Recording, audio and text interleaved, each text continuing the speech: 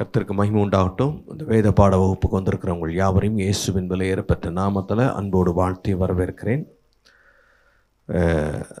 ரோமர் புத்தகத்திலேருந்து ஒவ்வொரு வாரமும் நம்ம படித்து கொண்டிருக்கிறோம். ரோமர் புத்தகம் கிறிஸ்துவ வாழ்க்கையின் மிக முக்கியமான ஒரு புத்தகம். 13 அதிகாரங்களில் பார்த்துருக்குறோம். 13வது அதிகாரத்தில் கடந்த வாரத்தில் நம்ம பார்த்தது கிறிஸ்தவனின் சமுதாய வாழ்வில் நம்ம பார்த்தது நம்முடைய அரசுக்கு முன்னாடி நம்முடைய பொறுப்பு, அதே சமயத்தில் பிற மக்களோடு நம்முடைய உறவு, பிறருக்கு முன்னாடி நம்முடைய நடை, அது எப்படி இருக்க வேண்டும்னா சீராய் இருக்க வேண்டும். சீராய் இருக்க வேண்டும் என்றால் காலத்தை அறிந்து நடக்க வேண்டும். ரெண்டாவதாக சொன்னேன், நாம் யார் என்பதை அறிந்தவராய் நடக்க வேண்டும். மூன்றாவதாக சொன்னேன், தேவநாமம் தூஷிக்கப்படாதபடிக்கு நடக்க வேண்டும். அதில் இன்னொரு பகுதி இருக்குது. ரோமர் 13:13 களியாட்டும் வெறியும் வேசித்தனமும் காம விகாரமும் வாக்குவாதமும் பொறாமையும் உள்ளவர்களாய் நடவாமல் பகலிலே நடக்கிறவர்கள் போல சீராய் நடக்க கடவோம். பகல்ல நடக்கிறவங்கள போல சீராய் நடக்க கடவோம். துர்இச்சைகளுக்கு இடமாக உடலை பேணாமல் இருந்து கர்த்தராகிய இயேசு கிறிஸ்துவை தரித்துக் கொள்ளுங்கள். கர்த்தராகிய இயேசு கிறிஸ்துவை, அதாவது தூஷிக்கப்படாதபடிக்கு நாம் நடக்க வேண்டும். அதில் 3 காரியங்களை அகற்றிவிட்டு நடக்க வேண்டும். அதாவது 6 காரியங்கள் போட்டிருக்கு, அது 2 காரியங்களாக சொல்கிறாங்க. ஒன்று களியாட்டு வெறியை 13வது வசனத்தில் பார்க்குறோம்ல. களியாட்டும் வெறியும், வேசித்தனமும் காம விகாரமும், வாக்குவாதமும் பொறாமையும் உள்ளவர்களாய் நடவாமல். அப்போ இந்த 6 காரியங்களை பவுல் அங்கே மென்ஷன் பண்ணுறார். 6 காரியங்களை 3 இதில் நம்ம செய்யலாம். ஒன்று, களியாட்டும் வெறியும் அப்படின்றத உலகத்தை தகாத விதமாய் அனுபவித்தல். அப்போது தேவநாமம் தூஷிக்கப்படாதபடிக்கு நடக்கணும் அப்படின்னா உலகத்தை தகாத விதமாய் அனுபவிக்கிறது. அப்படி அனுபவிக்கும் போது தேவநாமம் தூஷிக்கப்படுகிறது. நம்ம தேவ பிள்ளைகள் இந்த உலகத்தில் எல்லாவற்றையும் அனுபவிக்க நமக்கு அதிகாரம் உண்டு. ஆனால் எல்லாம் தகுதியாகிறார். எல்லாவற்றையும் அது அனுபவிக்க அதிகாரம் உண்டு, ஆனால் ஒன்றுக்கும் நான் அடிமைப்பட மாட்டேன். அப்போ உலகத்தை தகாத விதமாய் நம்ம என்ன பண்ணக்கூடாது? அனுபவிக்க. களியாட்டு வெறியும் தகாத விதமாய் அனுபவிக்கக்கூடாது. அது 1 கொரிந்தியர் 7வது அதிகாரம் 29 31 வரைக்கும். மேலும் சகோதரரே நான் சொல்லுகிறது என்னவெனில், இனிவரும் காலம் குறுகினதானபடியால், பவுல் அப்பவே எழுதுகிறார், இனிவரும் காலம் குறுகினதானபடியால் மனைவிகள் உள்ளவர்கள் மனைவிகள் இல்லாதவர்கள் போலவும் அழுகிறவர்கள் அழாதவர்கள் போலவும் சந்தோஷப்படுகிறவர்கள் சந்தோஷப்படாதவர்கள் போலவும் கொல்லுகிறவர்கள் கொல்லாதவர்கள் போலவும் இவ்வுலகத்தை அனுபவிக்கிறவர்கள் அதை தகாத விதமாய் அனுபவியாதவர்கள் போலவும் இருக்க வேண்டும். இவ்வுலகத்தை அனுபவிக்கிறவர்கள் அதை தகாத விதம், அப்ப அனுபவத்தை, இந்த உலகத்தை தகுதியா அனுபவிக்கலாம். அதுக்கு மேல அது போகும்போது அதுதான் எப்படி சொல்றாரு, மனைவிகள் உள்ளவர்கள் இல்லாதது மாதிரி நடந்துக்கோங்க, அழுகிறவங்க அழாதவர்கள் மாதிரி நடந்துக்கோங்க. அழுகிறவனா உலக கவலைகள், பிரச்சனைகள், போராட்டங்கள், இது மாதிரி எதில் அழுது நிற்பீங்க, அழாதவ மாதிரி நடந்துக்கோங்க. சந்தோஷப்படுகிறவர்கள் போலவும் கொல்லுகிறவர்கள் கொல்லாதவர்கள் போலவும், இவ்வுலகத்தை அனுபவிக்கிறவர்கள் அதை தகாத விதமாய் அனுபவியாதவர்கள் போலவும் இருக்க வேண்டும். உலகத்தின் பேசம்னாவது கடந்து போகிறது. அப்போ நம்ம இந்த உலகத்தை தகாத விதமாய், உலகத்தின் காரியங்கள், உலகத்தின் ஆசாபாசங்கள், இதிலெல்லாம் கூட தேவ பிள்ளைகள் ஒரு அளவோடு நிறுத்தியிருந்தோம் அப்படின்னா அது இந்த உலகத்தின் பார்வைக்கு தேவநாமம் தூஷிக்கப்படாது.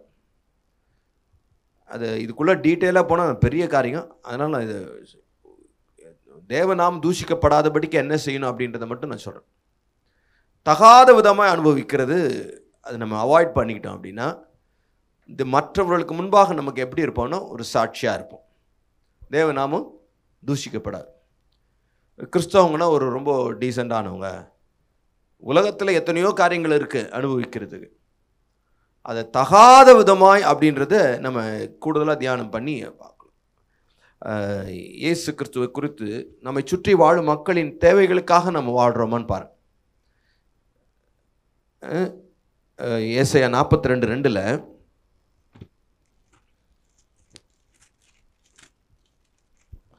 ஏசாயா 42:2 அவர் கூக்குரலிடவும் மாட்டார். அவர் கூக்குரலிடவும் மாட்டார். தம்முடைய சத்தத்தை உயர்த்தவும் அதை வீதியிலே கேட்க பண்ணவும் மாட்டார். வீதியிலே கேட்க பண்ணவும் மாட்டார். நெறிந்த நாளை முறிக்க மாட்டார். மங்கி எரிகிற திரியை அணையாமலும் இருப்பார். அப்போ வீதியில் அவர் சத்தம் கேட்காது, கூக்குரலிட மாட்டார். அப்போ இந்த உலகத்தில் அந்த ஒரு சாட்சியின் ஜீவியத்தை காத்துக்கொள்கிறவங்களா களியாட்டு, குடி, வெறி, அப்படி களியாட்டு, வெறித்தனம் அப்படின்றதில் இருக்கவும் கிடையாது. அதை என்ஜாய் அப்படின்ட்டு இந்த உலகத்தின் மக்கள்லாம் அப்படி டான்ஸ் ஆடுறாங்க பார்த்துருக்கீங்களா?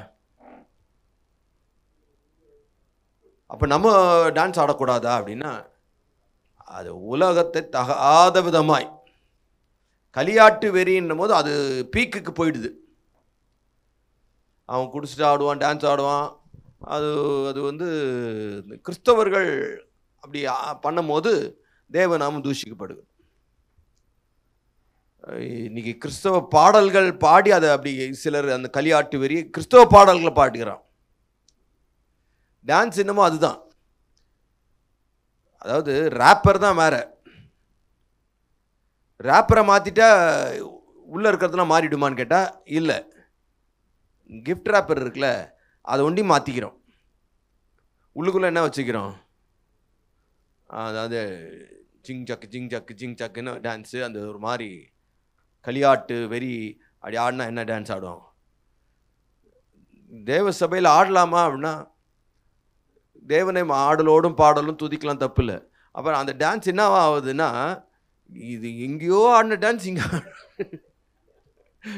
இந்த டான்ஸை நம்ம எங்கேயோ பார்த்துக்கிறோம் ரோட்டில். அப்போ அவன் அப்படி தான் ஆடுவான் அப்படின்னு நம்ம சொல்லுவோம். அப்புறம் அடுத்த சந்ததி என்ன ஆகும்? அப்போ ஏதாவது ஒரு இடத்துல ஒரு பிரேக் வைக்கணுமா நம்ம? அது மாதிரி தகாத விதமாக நமக்கு இதுதான் லிமிட்டுன்னு ஒவ்வொருத்தரும் ஒரு லிமிட்டை வச்சுக்கிறது நல்லது. உலகத்தில் எல்லாவற்றையும் அனுபவிக்க நமக்கு அதிகாரம் உண்டு. அதிகாரம் இல்லாததுனால இல்லை, பட் இது நமக்கு தகுதியாக இராது அப்படின்னு களியாட்டு வெறியை தள்ளி வைக்கணும். அடுத்தது வேசித்தனம், காம விகாரம். அந்த 13:13 வாசிக்கிறோம்ல, ரோமர் 6 காரியங்களில் வேசித்தனமும் காம விகாரமும் அது ரெண்டும் ஒன்று. அது ஒழுக்கக்கேடு. நம்முடைய வாழ்க்கையில் ஒழுக்கக்கேடான காரியங்கள் இல்லாமல் பார்த்துக்கணும். அதன் மூலமாக பரிசுத்த குலைச்சலை உண்டாக்குகிற எந்த காரியத்தையும் நம்ம செய்யக்கூடாது. 1 பேதுரு 1:15 வாசிக்கும் போது 1 பேதுரு 1:15 உங்களை அழைத்தவர் பரிசுத்தராய் இருக்கிறது போல நீங்களும் உங்கள் நடக்கைகள் எல்லாவற்றிலும் எப்படி இருங்க? பரிசுத்தராய் இருங்கள். நான் பரிசுத்தர் ஆகையால் நீங்களும் பரிசுத்தராய் இருங்கள் என்று எழுதியிருக்கிறது. நீங்களும் பரிசுத்தராய் இருங்கள் என்று. அப்போ வேசித்தனம், காம விகாரம், இது உலகத்தை பொறுத்த வரைக்கும் இன்னைக்கு கலாச்சாரம் வேற மாதிரி மாறிட்டு இருக்கு. ஆணோட பெண்ணோட, அடுத்தது ஒருத்தருக்கு 2 பேர், இந்த மாதிரி காரியங்கள்லாம் மாறி வேற இடத்துக்கு போயிட்டாங்க. கள்ள காதல். இன்னைக்கு ஏதோ ஒரு தீர்ப்பு, நேற்று முந்தான ஒரு வாரத்தில் தீர்ப்பு வந்தது. பிராமியா அது தீர்ப்பு வந்தது. அது அந்த எப்போ நடந்த சம்பவத்துக்கு இப்போ தீர்ப்பு வந்தது. ஆயுள் தண்டனை. கள்ளக்காதல். 2 பிள்ளைய சாகடிச்சு கள்ளக்காதலனோட ஓடும் போது மாட்டிக்கிச்சு. இப்போது அந்த பிள்ளையும் இல்லை, கள்ளக்காதலும் சக்ஸஸ் ஆகலை. இப்போ ஆயுள் தண்டனை கொடுத்து ஜெயிலில் அழுவுது. தீர்ப்பு வந்த உடனே அது ஒரு கொஞ்சம் கூட பிள்ளையை சாகடிக்கிறோமேன்னு கூட எண்ணம் இல்லை பாருங்க. அவ்வளோப்பட்ட காம விகாரம், வேசித்தனம் நிறைந்த உலகம் இது. அப்போ இதெல்லாம் அகற்றிவிடணும். அப்போ இதுக்கு ஆரம்ப புள்ளியா இருக்கிற இடத்துலயே நம்ம அதை என்ன பண்ணிடணும், திருத்திடணும். அதுக்கு இடம் கொடுக்கக்கூடாது. கர்த்தருக்கு ஸ்தோத்திரம். அதனால் அதுக்கு இடம் கொடுக்காமல் பரிசுத்தத்தை முக்கியப்படுத்தி வாழ்ந்தோம் அப்படின்னா தேவநாமம் தூஷிக்கப்படாது. அடுத்தது வாக்குவாதமும் பொறாமையும். பண்பும் உறவும். நம்ம உரிமைக்காக என்ன பண்ணக்கூடாது, சண்டை போட்டு போராடக்கூடாது. எப்பவுமே ஆவின் கனியை நம்ம வெளிப்படுத்தணும். வாக்குவாதம் எங்களுக்கும் சபைக்கும் கிடையாது. வாக்குவாதம் சபையில் இருக்கவே கூடாது. உரிமைக்காக நாங்கள் குரல் கொடுக்குறோம் அப்படின்றதும் இருக்கக்கூடாது. அது பணிவா தயவா கேட்டு பார்க்கணும். கொடுக்குறாங்க கொடுக்கல அப்படியா, சரி கர்த்தருடைய கரத்தில் ஒப்பு கொடுத்துடணும். கர்த்தரை விட வேற பெரிய நமக்காக பரிந்து பேசுகிறவர் வேறு யாருமே இருக்க முடியாது. அதனால் இந்த கிறிஸ்தவங்க இப்போ அதனாலே நம்மளை என்ன பண்ணுவாங்க, இந்த உலகம் பொறாமை பிடிச்ச உலகம். நம்புறீங்களா இல்லையா? நீங்கள் ஏறுனா அப்படியே பிடிச்சி இழுத்துருவாங்க. அப்போ வாக்குவாதம், அதில் வாக்குவாதம் பொறாமை. அப்போ மற்றவர்களோடு இந்த பண்போடு நல்ல உறவோடு வாழணும். அப்படி வாழாமல் போயிட்டா தேவன் நம்ம கிறிஸ்தவங்களா ஐயோ அப்படின்னு பொறாமை பிடிச்ச உலகத்தில் இருக்கிறோன்றதை மறந்துடாதீங்க. ஒருத்தன் என்ன பண்ணான்னா ஸ்டேட்டஸ் போட்டானோ. ஸ்டேட்டஸ் என்ன போட்டாரான், என் முதல் சம்பளத்தில் வாங்கின வாகனம் அப்படின்னு புதுசாக வாங்கின பைக்கை போட்டு ஸ்டேட்டஸ் போட்டு. ஏன்னா ஸ்டேட்டஸ் நிறைய பேர் போடுவாங்களே, அது போட்டானோ. அது போட்டதும் ஒரு 200-250 பேர் பார்த்தாங்க. பார்த்த அடுத்த நாளில் வயிறு வலிக்குதான், தலை வலிக்குதான், ஒரு மாதிரி கை கால்லாம் விட்டு போதான். டாக்டர்கிட்ட போய் கேட்டால் எல்லாம் நல்லா தான் இருக்குன்னாராம். அப்புறம் இவர் இன்னொருத்தர் சொன்னாராம், அங்கே ஒரு ஜோசியக்காரர் இருக்கார், அவர் இந்த பில்லி சுனி ஏதாவது இருந்தால் கூட எடுப்பார். அப்புறம் அவர் போய் பார்த்தா ஆமாம் உங்களுக்கு யாரோ பில்லி சுனி வச்சுருக்காங்க. பில்லி சுனி வச்சுருக்காங்க. அப்படியா, எதில் வச்சுருக்கான்? உங்கள் ஸ்டேட்டஸில் தான் பில்லி சுனி வச்சுருக்காங்க அப்படின்னா. ஸ்டேட்டஸில் பில்லி சுனி வச்சுருக்காங்களா? ஆமாம். சரி, அதுக்கு என்ன பரிகாரம்னா முள்ளால் தான் எடுக்கணும், ஸ்டேட்டஸாலேயே அந்த பில்லி சுனித்தை எடுக்கணும் அப்படின்னு சொல்லி அவர் சொன்னாராம். இன்னொரு ஸ்டேட்டஸ் போடுங்க, என் வண்டி ஆக்சிடெண்ட் ஆகி முறிஞ்சு விழுந்து போயிடுச்சின்னு சொல்லி ஒரு ஸ்டேட்டஸ் போடணும். அதேமாதிரி ஸ்டேட்டஸ் முதல் சம்பளத்தில் வாங்கின வாகனம் ஆக்சிடெண்ட் ஆகி ஒன்றும் இல்லாமல் போயிடுச்சின்னு போட்டாராம். 4-5 தடவை 6-7-8 பேர் பார்த்தாங்களாம். அப்போ கொஞ்சம் தலைவலி கொஞ்சம் குறைஞ்சுதான், அப்புறம் வயிற்று வலி குறைஞ்சுதான், அப்போ உடம்பெல்லாம் சரியாயிடுச்சான். இது நகைச்சுவையாக இருந்தாலும் பொறாமை பிடிச்ச இருக்கிறாங்க இந்த உலகத்தில், வாக்குவாதம் நிறைந்த இருக்கிறாங்க. அதனால் நீங்கள் ஏதாவது வாங்கினீங்கன்னா ஸ்டேட்டஸ் போட்டுறாதீங்க, ஒடுக்கமாக இருந்துருங்க, வாக்குவாதம் பண்ணாதீங்க. அப்படி இருக்கும்போது தேவநாமம் தூஷிக்கப்படாதபடிக்கு நம்ம வாழலாம்.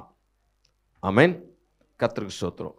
ஸோ உரிமைக்காக குரல் கொடுக்குறோம் அப்படின்றது கூட ஒரு பண்போடு கனிவோடு ஆவியின் கனிகள் நிறைந்து அதை நம்ம செயல்படுத்துவோம். ஆமென். அப்போ இந்த 3 காரியங்களை அகற்றி விட்டு சீராய் நடக்கணும். அப்படி நடக்கும்போது தேவநாமம் தூஷிக்கப்படாது. ஆமென். கர்த்தருக்கு ஸ்தோத்திரம். இப்போ 13 அதிகாரங்களை முடிச்சோம். 14வது அதிகாரம் இப்போ முதல்லேருந்து பார்த்தோம். 13 அதிகாரம் இது வரைக்கும் நம்ம பார்த்துருக்குறோம். 14வது அதிகாரத்து அப்போ முதல்லேருந்து வரேன். முதல் அதிகாரத்துக்கு விசுவாச வாழ்வு அப்படின்ற தலைப்பில் படித்தோம். 2வது தேவன் எவ்விதமாய் நியாயம் தீர்க்கிறார். 3வது தேவனது மாறாமை, தேவன் மாறாதவர். ஆமென். 4வது விசுவாச வாழ்வில் வளர்வது எப்படி. 5வதாக நீதிமானாக்கப்படுதலின் ஆசீர்வாதங்கள். 6 பரிசுத்தத்திற்கான படிகளும் தடைகளும். 7வதுல தேவனுடைய நியாயப்பிரமாணம், 8வதுல ஆவியானவரால் கிடைக்கும் வெற்றி, 9வது தேவனது ஏகாதிபத்தியமும் மனிதனது பொறுப்பும், 10வது ரட்சிப்படையாத கிறிஸ்தவர்கள், 11ல் தேவனின் ஞானமும் இஸ்ரவேலின் எதிர்கால மீட்பும், 12ல் தேவன் விரும்பும் சேவை, தேவன் எப்படிப்பட்ட சேவை விரும்புகிறார், 13ல் கிறிஸ்தவனின் சமுதாய வாழ்வு. இது திரும்ப திரும்ப நம்ம பார்க்குறதுக்கு இப்படியே நீங்கள் திரும்ப திரும்ப பார்த்தீங்கன்னு வச்சுங்களேன், அதுக்குள்ளே என்ன இருக்குது அப்படின்றது ஓரளவுக்கு நீங்கள் கணிச்சிருவீங்க.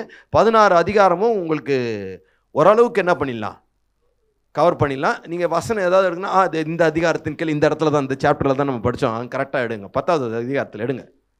ஏன்னா ரட்சிப்படையாத கிறிஸ்தவர்கள், அங்கே தான் பெயர் கிறிஸ்தவர்கள் ஏன் பெயர் கிறிஸ்தவர்களாக இருக்கிறாங்க அப்படின்றத நம்ம பார்க்குறோம். சோத்துறோம். தேவனது நியாயப்பிரமாணத்தை படிக்கணுன்னா 7வது அதிகாரத்தை படிங்க. அப்போது ரோமர் புத்தகத்தில் இப்படி படிச்சுன்னு வச்சுக்கோங்களேன், அந்த அதிகாரத்துக்கு ஒரு தலைப்பு கொடுத்து அந்த அதிகாரத்தின் கீழே இருக்கிற காரியங்களை கொஞ்சம் கொஞ்சமாக பிரித்து படித்தோம் அப்படின்னா, அது திரும்ப திரும்ப 2-3 தடவை பார்த்துட்டோம் அப்படின்னா என்ன ஆகும், மனப்பாடம் ஆகிடும். மனப்பாடம் ஆகிடுச்சுன்னா இப்போது ஏதாவது ஒரு வசனம் எடுக்கணுன்னா டக்குன்னு நீங்கள் அந்த சாப்டருக்குள்ளே போயிடுவீங்க. முதல்ல அது பைபிளில் தான் இருக்குதுன்னு சொல்வீங்க. அப்புறமா இன்னும் கொஞ்சம் நல்லா தேறிட்டீங்கன்னு வச்சுங்களேன், ஆமாம்மா அது புதிய ஏற்பாட்டில் இருக்குதுன்னு சொல்வீங்க. அதுக்கப்புறமா சொன்னீங்கன்னா ஆமாம்மா அது நிருபத்தில் இருக்குதுன்னுவீங்க. ஆமாம்மா அது பவுல் எழுதின நிருபத்தில் இருக்குதுன்னுவீங்க. அப்புறமா அல்லது ரோமர் புத்தகத்தில் இருக்குன்னுவீங்க, அல்லது கொரிந்தியில் இருக்குதுன்னு சொல்வீங்க.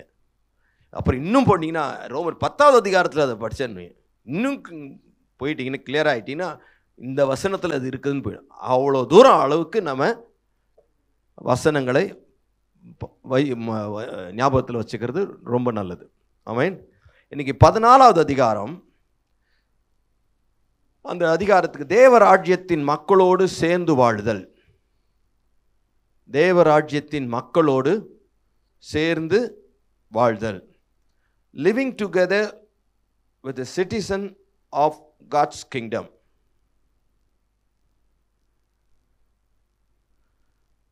தேவராஜ்யத்தின் மக்களோடு சேர்ந்து, ஆமாம், தேவராஜ்யத்தின் பிள்ளைகள் எல்லாரும், நம்ம எல்லாரும் அவங்களோடு சேர்ந்து வாழ்கிற வாழ்க்கையை குறித்து இதில் படிக்கிறோம். இதற்கு திறவுகோலா ரோமர் 14வது அதிகாரம் 17வது வசனம். தேவனுடைய ராஜ்யம் புசிப்பும் குடிப்பும் அல்ல.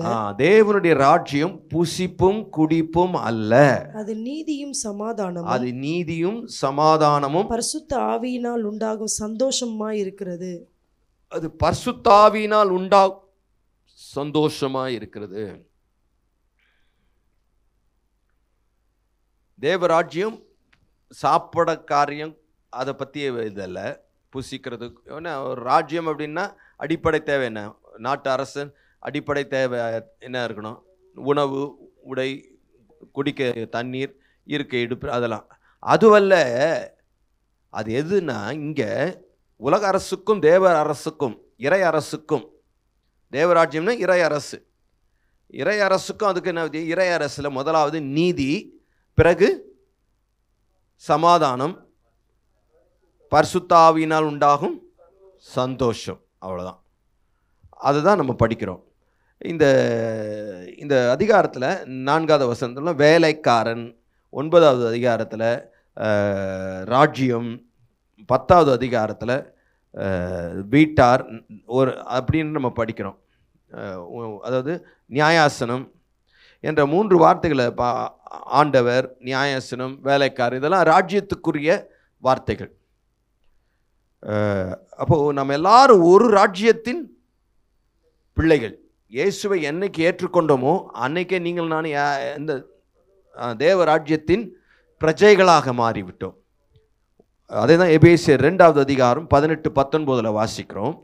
நம்ம எல்லாரும் கர்த்தர் என்ன பண்ணியிருக்காங்க, இருதரத்தாரையும் அந்தபடியே நாம் இருதரத்தாரும் ஒரே ஆவியினாலே பிதாவினிடத்தில் சேரும் ஸ்லாக்கியத்தை அவர் மூலமாய் பெற்றிருக்கிறோம். அவர் மூலமாய் நாம் பெற்றிருக்கிறோம். ஆகையால் நீங்கள் இனி அந்நியரும் பரதேசிகளுமாய் இராமல், ஆகையால் நீங்கள் இனி அந்நியரும் பரதேசிகளுமாய் இராமல், பரிசுத்தவான்களோட ஒரே நகரத்தாரும், நீங்கள் அந்நியர் அல்ல, பரதேசிகளும் அல்ல, பரிசுத்தவான்களோட ஒரே நகரத்தாரும் ஒரே சிட்டிசன், ஒரே நகரத்தார், ஒரே குடிமக்கள், தேவனுடைய வீட்டாருமாய் இருக்கிறீர்கள்.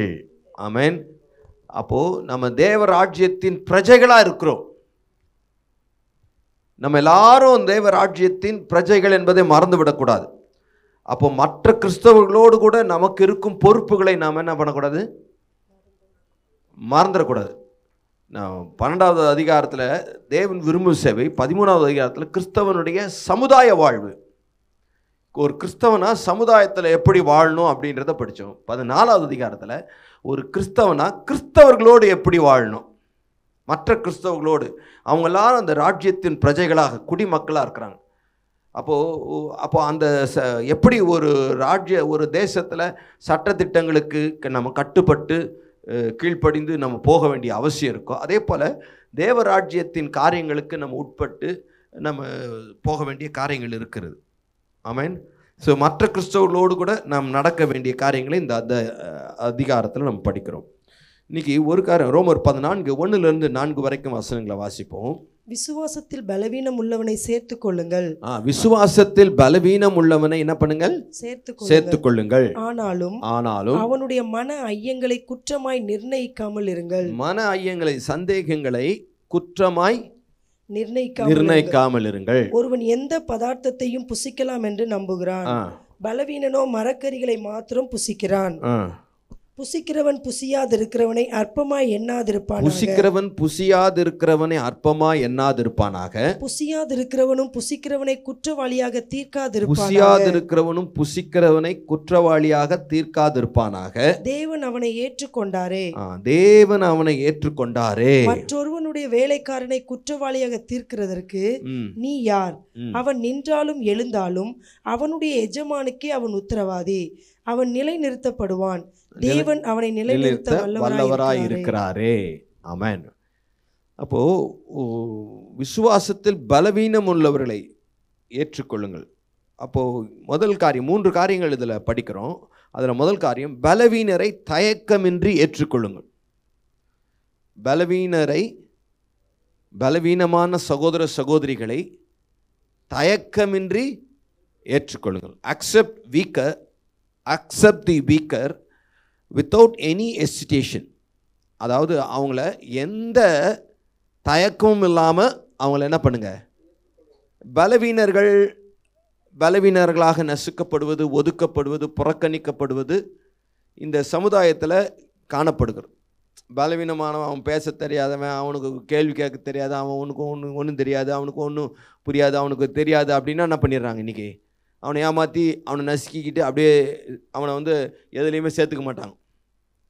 பட் கிறிஸ்தவர்கள் மத்தியில் விசுவாசத்தில் பலவீனமானவர்களை நீங்கள் என்ன பண்ணிக்கணும், சேர்த்துக்கொள்ளணும்.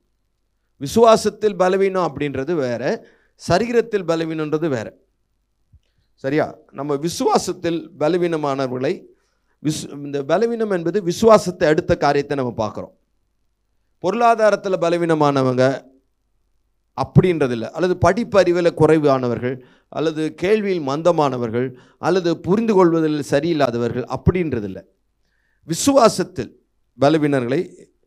பலவீனம் பாவத்தை குறித்த செயலை இங்கே சொல்லலை. பாவம் செய்கிறவங்களையும் சேர்த்துக்கோங்க, நான் ஏன்னா இன்றைக்கி பாவத்தை என்ன சொல்கிறாங்க, பாவம்னு சொல்கிறதில்ல, அது ஒரு பலவீனம்.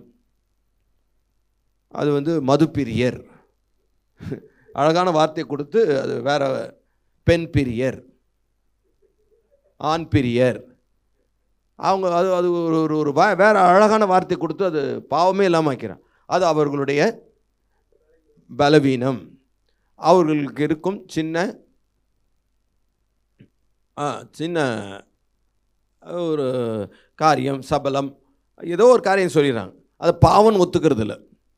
அப்போது நாம் இங்கே பலவீனத்தை பாவமாக பார்க்கலைங்க. பலவீனம் இங்கே எதை சொல்லப்பட்டிருக்குன்னா, விசுவாசத்துக்கு அடுத்த காரியங்கள். இங்கே வர எது என்ன சர்ச்சை, என்ன பிரச்சனை அப்படின்னா, சாப்பிட்றத பற்றி பிரச்சனை. 2வது வசனம், ஒருவன் எந்த பதார்த்தத்தையும் புசிக்கலாம் என்று நம்புகிறான். பலவீனனோ மரக்கரிகளை மாத்திரம் புசிக்கிறான். மரக்கரிகளைனா காய்கறி, வெஜிடபிளுக்கும் நான்வெஜ்ஜுக்கும் பிரச்சனை. சிலர் என்ன சொல்கிறாங்க, ரட்சிக்கப்பட்டா ஆபிரகாம் சாப்பிடுவா, ஈசாக்கு சாப்பிடுவா, அடுத்தது பேர் வைக்கிறாங்க, பேதுரு சாப்பிடுவா, அடுத்தது யோனாவை சாப்பிடுவா, அடுத்தது ஒருத்தன் கேட்டான் லேகியோன் சாப்பிடுவான். இப்போ இந்த மாதிரியான பிரச்சனை இருக்கும் சபையிலையும் சரி, ரட்சிக்கப்பட்ட உங்களுக்குள்ளேயும் சரி. ஒரு சிலர் வந்து காய்கறிகளே சாப்பிட்ருவாங்க. அவங்கள பார்த்து இவங்க என்ன சொல்லக்கூடாது, என்ன நீ ரட்சிக்கப்படவே இல்லையா அப்படின்னு கேட்டுறக்கூடாது. சிலருக்கு கறி சாப்பிட்லன்னா அவங்க ரட்சிக்கப்படல அப்படின்ற முத்திரை குத்திடுவான்.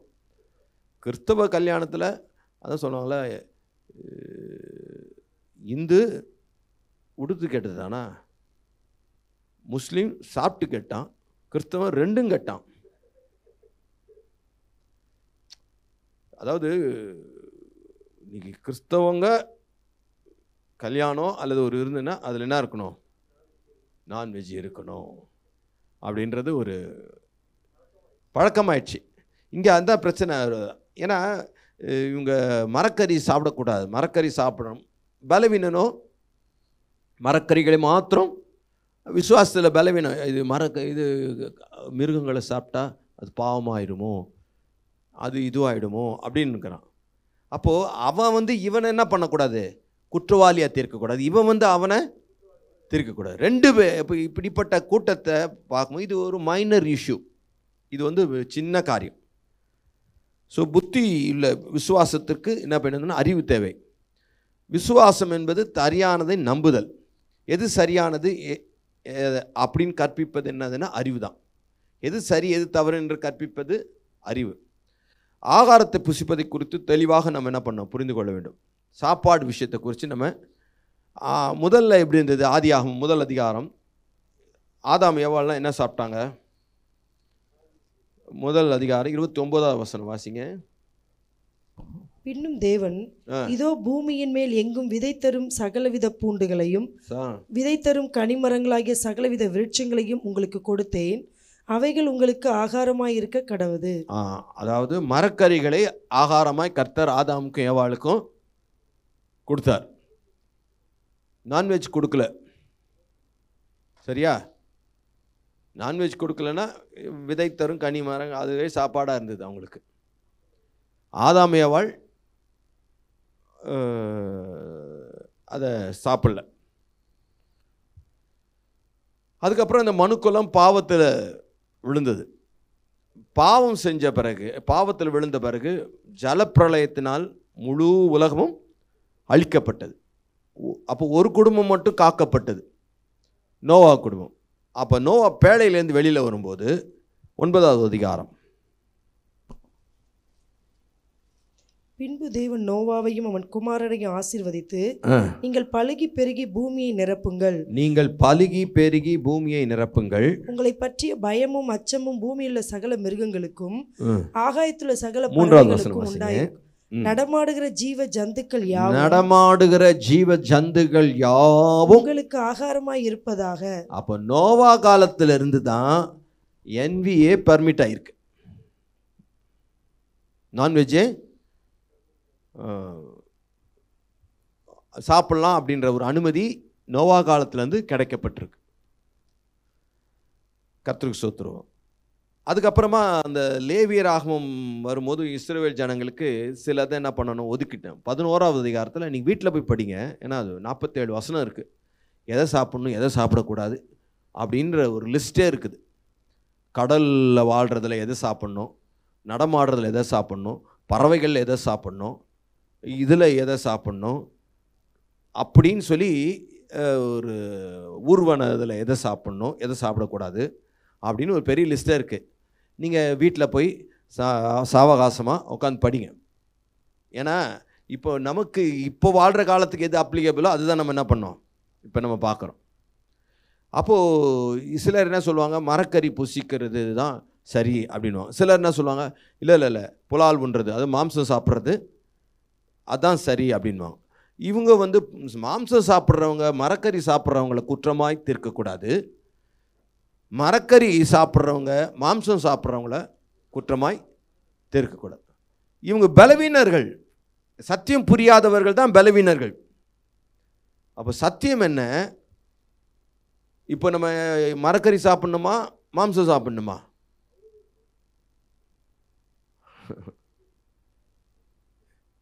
சோத்திரம். அதாவது சிலர் நினைக்கிறாங்க மரக்கறி தான் பரிபூர்ண சித்தம், புலால் அனுமதிக்கப்பட்ட சித்தம், அதாவது மாம்சம் அனுமதிக்கப்பட்ட சித்தம் அப்படின்னு சிலர் சொல்கிறாங்க. ஒரு சில உபதேசங்களில் இருக்கு. அப்போது நம்ம நல்லா புரிஞ்சுக்கணும், இயேசு கிறிஸ்து இந்த உலகத்துக்கு வந்தவர் தேவனுடைய பரிபூர்ண சித்தத்தை நிறைவேற்ற தான் வந்தார், வழிய அனுமதிக்கப்பட்ட சித்தத்தை நிறைவேற்ற வரல. இயேசு பூமியில் வாழ்ந்த நாட்களில் 5 அப்பம் 2 மீன், அப்போ அது மாம்சம் தானே, மீன், அதை பெருக பண்ணினார். அடுத்து உயிர்த்தெழுந்த பிறகு நீங்கள் 21வது அதிகாரம் யோவான் 21:3-4 பேதுரு மற்றவர்களை நோக்கி மீன் பிடிக்க போகிறேன் என்றான். 3வது வசனம் 4வது வசனம். மீன் பிடிக்க போகிறேன். அதற்கு அவர்கள் நாங்களும் உங்களுடனே கூட வருகிறோம் என்றார்கள். அவர்கள் புறப்பட்டு போய் உடனே படவேறினார்கள். அந்த ராத்திரியிலே அவர்கள் ஒன்றும் பிடிக்கவில்லை. விடியற்காலமான போது இயேசு கரையிலே நின்றார். அவரை இயேசு என்று சீசர்கள் அறியாதிருந்தார்கள். இயேசு அவர்களை நோக்கி, பிள்ளைகளே, புசிக்கிறதற்கு ஏதாகிலும் உங்களிடத்தில் உண்டா என்றார். புசிக்கிறதுக்கு உங்களிடத்தில் ஏதாகிலும் உண்டா, சாப்பிட்றதுக்கு ஏதாவது இருக்கான்னு கேட்டான். அதற்கு அவர்கள் ஒன்றுமில்லை. அப்பொழுது அவர், 5:6 நீங்கள் படவுக்கு வலதுபுறமாக வலையை போடுங்கள், அப்பொழுது உங்களுக்கு அகப்படும் என்றார். அப்படியே அவர்கள் போட்டு திரளான மீன்கள் அகப்பட்டதினால் அதை இழுக்க மாட்டாதிருந்தார்கள். 9-10 வாசிங்க. அவர்கள் கரையிலே வந்து இறங்கின போது இயேசு கண்டுபிடிச்சாங்க சீஷர்கள். இப்போ கரையில வந்து இறங்கின போது கரி நெருப்பு போட்டிருக்கிறதையும் அதன் மேல் மீன் வைத்திருக்கிறதையும் அப்பத்தையும் கண்டார்கள். இப்போ இதெல்லாம் போட்டு வச்சது யாரு? இயேசு. மீன் சுட்டு வச்சது யாரு? இயேசு அவர்களை நோக்கி, நீங்கள் இப்பொழுது பிடித்த மீன்களில் சிலவற்றை கொண்டு வாருங்கள் என்றார். சில மீன்களை கொண்டு வாங்க, பொரிச்சு சாப்பிடலாம்னு. சீமோன் பேதுரு படவில் ஏறி 153 12-13 வாசிங்க. இயேசு அவர்களை நோக்கி, வாருங்கள் போஜனம் பண்ணுங்கள் என்றார். வாருங்கள் போஜனம். எதை போனுங்கள்? மாம்சத்தை. அப்போ அந்த 2 கேட்டகரி தான். சாப்பிடுங்கன்றது வெஜிடேரியனை சாப்பிட சொன்னாரா, நான்வெஜ்ஜை சாப்பிட சொன்னாரா? நான்வெஜ் சாப்பிட சொன்னார். அப்போ இயேசு பரிபூர்ண சித்தத்தை நிறைவேற்ற வந்தவரே நான்வெஜ் சாப்பிட்ருக்கார். அதனால சத்தியம் என்பது என்னன்னா, சாப்பிட்றது எதுவும் பிரச்சனை இல்லை. ஆமென். சாப்பிட்றது எதுவுமே நமக்கு பிரச்சனை இல்லை. ஏன்னா அப்போஸ்தலர் 10வது அதிகாரத்தில் 9-16 வரைக்கும் வாசிங்கன்னா, பேதுருவுக்கு ஒரு தரிசனம் வருது. அவர் ஜெபம் பண்ணுறதுக்கு 6ஆம் மணி நேரத்தில் ஜெபம் பண்ணும்படி மேல் வீட்டில் ஏறினார். அவன் மிகுந்த பசியடைந்து சாப்பிட மனதாயிருந்தான். அதற்கு அவர்கள் ஆயத்தம் பண்ணுகையில் அவன் ஞான திருஷ்டி அடைந்து வானம் திறந்திருக்கிறதாகவும் 4 முனைகளும் கட்டப்பட்ட பெரிய துப்பட்டியை போல ஒரு விதமான கூடு தன்னிடத்தில் இறங்கி தரையில் விடப்பட்டிருக்கிறதாகவும் 4 மூலைகளும் கட்டப்பட்ட பெரிய துப்பட்டி போல ஒரு கூடு இறங்கினதாகவும் கண்டாரு. அதிலே பூமியில் உள்ள சகல விதமான 4 கால் ஜீவன்களும் காட்டு மிருகங்களும் ஊரும் பிராணிகளும் ஆகாயத்து பறவைகளும் எல்லாம் இருக்கிறதா கண்டான். ஆகாயத்து பறவை இருக்கு, ஊரும் பிராணிகள் இருக்கு, காட்டு மிருகங்களுக்கு 4 கால் ஜீவன் இருக்கு கண்டான். அல்லாமலும் பேதுருவே எழுந்திரு அடித்து புசி என்று அவனுக்கு சொல்லும் ஒரு சத்தம் உண்டாயிற்று. அடித்து புசி என்று சொல்லும் ஒரு சத்தம் உண்டாயிற்று. அதற்கு பேதுரு, அப்படியல்ல ஆண்டவரே, தீட்டும் அசுத்தமுமாய் இருக்கிற யாதொன்றையும் நான் ஒரு காலம் புசித்ததில்லை என்றான்.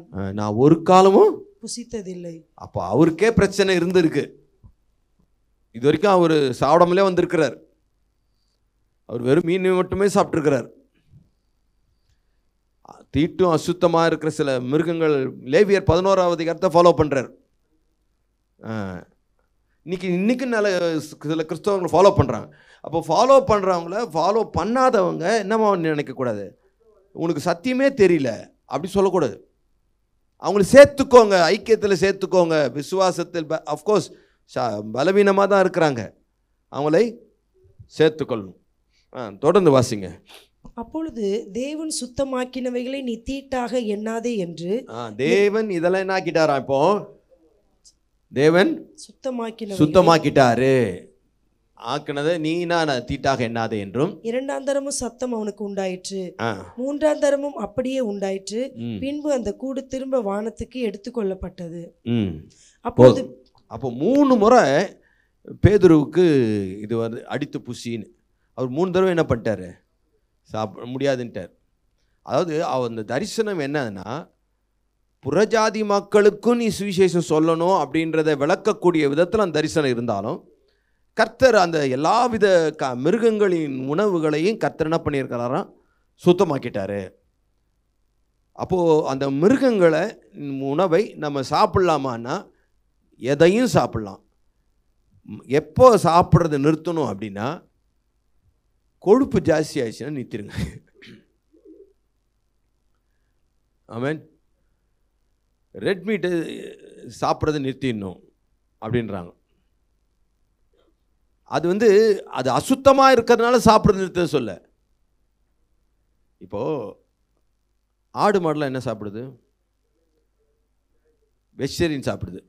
அந்த ஆடு மாடு சாப்பிட்றவங்கெல்லாம், ஆடு மாடையே சாப்பிட்றவங்க நான்வெஜ் ஆகிடும். ஆடு மாடு வெஜ்ஜி சாப்பிடுது, வெஜ்ஜி சாப்பிட்ட ஆடு மாட்டை சாப்பிட்றவன் நான்வெஜ் ஆகிடுறான். அதில் தான் கொழுப்பு ஜாஸ்தியாகுது. அப்போது நம்ம உணவு வகைகளில் இந்த இந்த பிரச்சனை வர வேண்டாம். காய்கறி மட்டும் சாப்பிட்றவங்க, கறி மீன் சாப்பிட்றவங்க, அப்படிப்பட்டவங்க இவங்கள குற்றவாளியாகும், இவங்க அவங்களுக்கு குற்றவாளியாகும். புதிய ஏற்பாட்டு சபையை பொறுத்த வரைக்கும் மார்க் 7:18-19 வாய்க்குள்ளே போகிற எதுவும் உங்களை தீட்டுப்படுத்தாது. நீங்களும் இவ்வளவு உணர்வு இல்லாதவர்களா? புறம்பே இருந்து மனுஷனுக்குள்ளே போகிறதொன்றும் அவனை தீட்டுப்படுத்த மாட்டாதென்று நீங்கள் அறிந்து கொள்ளவில்லையா? அது அவன் இருதயத்தில் போகாமல் வயிற்றிலே போகிறது. அதிலிருந்து எல்லா போஜனங்களின் அசுத்தங்களையும் கழிக்கிற ஆசன வழியாய் நீங்கி போகும். அது ஆசன வழியாய் நீங்கி போகும். நீங்க வாய்க்குள்ள போறது எதுவும் தீட்டு இல்லை, உள்ளேருந்து வரதான். அப்போ நீ எந்த கறி வேணா சாப்பிட்டுக்கோ. ஒவ்வொரு தேசத்தில் ஒரு கறி சாப்பிட்றாங்க. என்னது பாம்பு கறி சாப்பிட்றான். சில அதெல்லாம் பார்க்கும்போது எப்படி தவளை கறி சாப்பிட்றீங்க நீங்கள் அப்படின்ற மாதிரி இருக்கும். அவங்களையும் கிறிஸ்தவர்கள் இருக்கிறார்கள். இப்போது நம்ம கிறிஸ்தவர்களை நம்ம ஊர்க்காரங்க மட்டும் இல்லை, உலகளாவிய கிறிஸ்தவர்கள். அப்போது நீங்கள் ஒரு சைனீஸ்கார் நாளைக்கு நம்ம சர்ச்சுக்கு வராரு, இல்லை ஏதாவது ஒரு ரட்சிக்கப்பட்டார் அப்படின்னா அவருக்கேற்ற உணவு வைக்கணும். இல்லை அவரை வந்து நம்ம தீட்டாக நினைக்கக்கூடாது. நம்முடைய ஐக்கியத்தில் அவரையும் நம்ம என்ன பண்ணோம்? சேர்த்துக்கொள்ளும். இல்லை அது நீங்களே கர்த்தர் உங்களுக்கு பாரப்பட்டு சீனாவில் போய் ஊழியம் செய்ய அனுப்பிச்சாருன்னா, ஐயோ நாங்கள் சார மாட்டோம் அந்த ஐக்கியம், ஐயோ அந்த ஐக்கியமே இது அப்படின்னு சொல்லக்கூடாது. ஸோ விசுவாசத்தில் பலவீனர்களை சேர்த்து கொள்ளுங்கள். ஆமென். ஸோ இது வந்து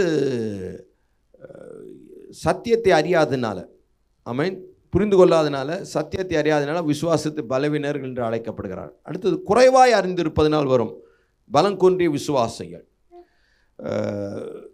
1 கொரிந்தியர் 8வது அதிகாரம் 4 வாசிச்சிங்கன்னா 9 வரைக்கும் வாசிங்க. 1 கொரிந்தியர் 8வது அதிகாரம் 4 விக்கிரகங்களுக்கு படைக்கப்பட்டவைகளை புசிக்கிற விஷயத்தை பற்றி, விக்கிரகங்களுக்கு படைக்கப்பட்ட விஷயத்தை பற்றி, உலகத்திலே விக்கிரகமானது ஒன்றுமில்லை என்றும், உலகத்திலே விக்கிரகமானது ஒன்றுமில்லை என்றும், ஒருவரை அன்றி வேறொரு தேவன் இல்லை என்றும் அறிந்திருக்கிறோம். ஒருவரை அன்றி வேறொரு தேவன் இல்லை என்று அறிந்திருக்கிறோம். வானத்திலேயும் பூமியிலேயும் தேவர்கள் எண்ணப்படுகிறவர்கள் உண்டு. இப்படி அநேக தேவர்களும் அநேக கர்த்தாக்களும் உண்டாயிருந்தாலும் பிதாவாகிய ஒரே தேவன் நமக்குண்டு.